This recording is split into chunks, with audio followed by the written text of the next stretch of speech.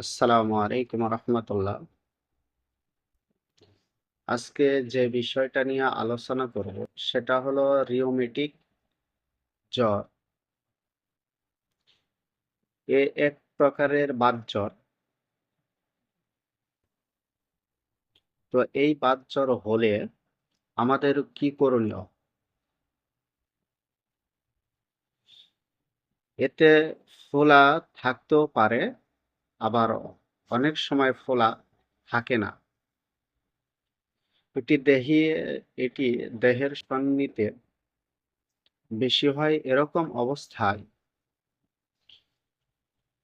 রেড্ডির তেল